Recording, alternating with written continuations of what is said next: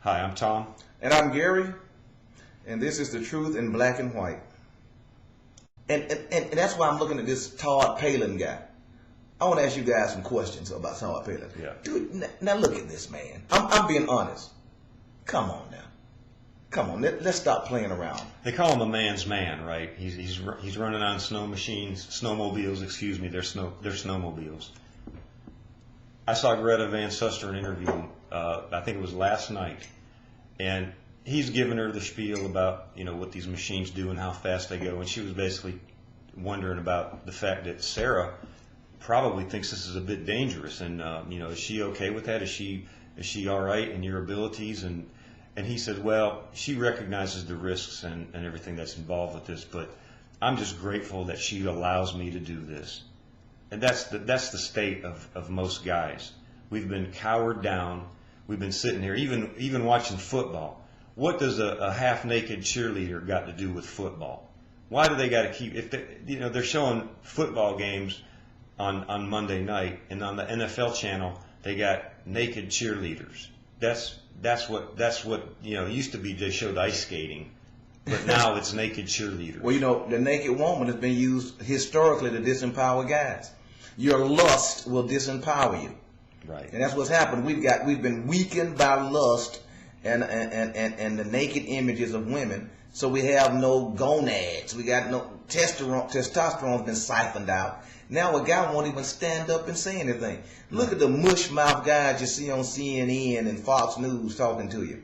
What kind of a guy could make a fortune off of a talk show? I mean, Rush Limbaugh's a talk show host. The talk master, Neil Boortz. Yeah, I mean, Sean Anderson's a talk show host. Man, can you get a shovel, get a pick, get a rifle, what are you doing? I know you guys got to be sick of hearing all this back and forth and the arguing and Hannity and Combs, and just it's like girls.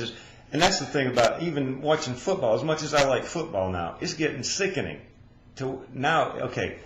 The guy got braids come out of his head. Right. Troy Polamalu was like the first guy. Okay, then shortly after that, almost every team had a guy like. Now, I'm telling you, half the team is like that. You got Randy Moss got to screw in his earrings while he's being interviewed, screwing in his earrings. And now they're wearing their earrings while they're playing football. These are guys wearing earrings. I'm appealing to a guy. Come on. I mean, just a red-blooded, ordinary Joe, a truck driver type. I'm talking about you that's deer hunting tonight. You that's drinking a six-pack with your buddies and watching a football game. Man, come on, man. Let's take a step back and take a look at this. This ain't normal no more. This is not right. This is not normal. No, it used to be you could watch a football game. The guys would play football. They would, whether or not it matters if you help the guy up or not. That's one thing. But all this emotionalism, going back to that emotionalism, this ain't right. That's the only reason guys get in arguments and fights, because they've basically been sissified. Because now it's like, well, why did you hit me like that? Why did you push me? Why did you push me out of bounds? and they just sit there like girls arguing. This ain't right. Just line up. Get back in the huddle and line up. Quit looking at yourself on the big screen. Pound it. Worship me. That's what they're doing, is they're eliciting worship, but they're sissies. But see, what I'm saying is, and that's true, and what I'm saying is, I'm appealing to the regular Joe. Like I said, I was in the military for 9 years. I used to work with fighter pilots every day. I'm talking to some of you fighter pilots out there. I want to talk to you guys for a minute. Some of the finest human beings on the face of the earth. I mean, it almost makes me want to cry when I think about these guys. You talk about laying your life on the line. I mean, these guys, I like those guys. I used to drink beer with them every Friday night. I was the NCO in charge of support in a fighter squadron. 308 Tactical Fighter Training Squadron, Homestead Air Force Base. We trained F-4 pilots and Wizzos down in Homestead. We had Navy pilots come through there, Air Force pilots, Marine pilots I used to brief and talk to all the time. Friday, I was the guy that went and got the beer for the beer bust on Friday evening and had to make sure the keg was on site for the pilots. I was that guy. I took care of these guys because I knew what kind of guys they were. And what I'm saying is, those guys had gonads. Those guys had balls. They were guys. They were just regular Joes. How many did you see cry? Did you see? I mean, if they cried, it was because it was something that was emotional that happened to them. Somebody died or something, one of their buddies or something. But all this, see, we've got a country now that's been feminized and matronized, and now the guys are following the lead of the women. Look at the news broadcast. All you guys are a bunch of news babes. Coming at you with that hard talk, they point their finger and they talk so hard and so direct and so masculine that the guys just cower down to them. Right. Where is a regular Joe Blow guy? I'm not interested in debating with anybody. I'm just talking about a regular two-fisted guy. I mean, we're making John Wayne turn over in his grave. Audie Murphy, I know he's throwing up in heaven if he's there. They're thinking, what has happened to the regular Joe? But I gotta believe some of you guys are out there, you're seeing this, and it's making you sick. Right. And Tom and I are trying to appeal to you guys, and I know we'll also appeal to the regular woman that wants to be a woman with a man. Right. Not a girl, not a sissy, not a wimp, not some guy getting in touch with his emotions and his feminine side, just a regular guy. It's because that's the way it's supposed to be. That's the way we were made.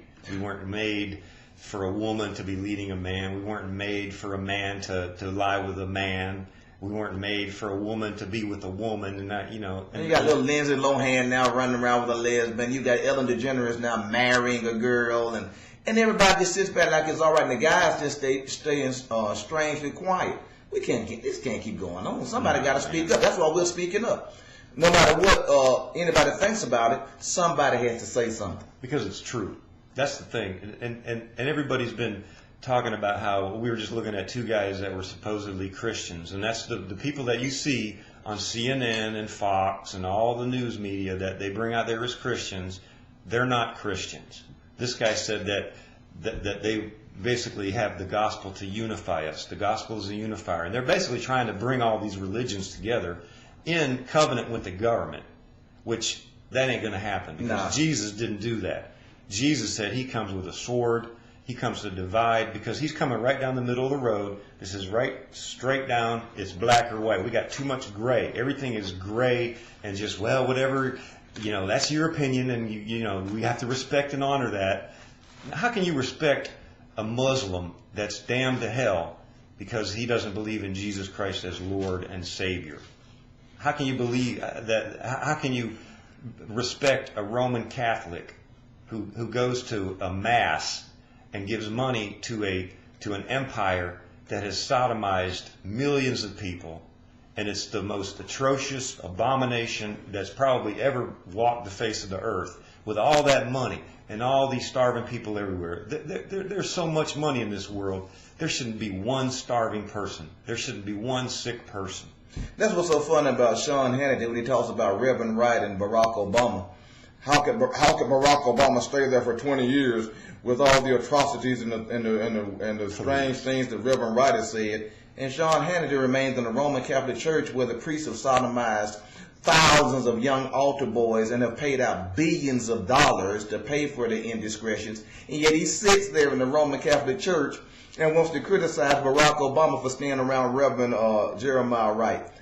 That's stupid. That's stupid. We got to wake up. I mean, look, we were there. We're not saying like we got to, we're still trying to figure out what's going on. But we can see at least the point of, hey, look, we're putting it out there. We've got an avenue right here. This is the avenue. The internet is the only thing we got. We're saying it because it's true. We come out of it ourselves. Look, we're not like these high and mighty. Not preaching down anybody, trying to put anybody down. All we're saying is think. Yeah. Let's start thinking again, folks. These folk are just feeding. They're all sell and no buy. Right. They've got the microphones, and here we are just listening to all this junk all day.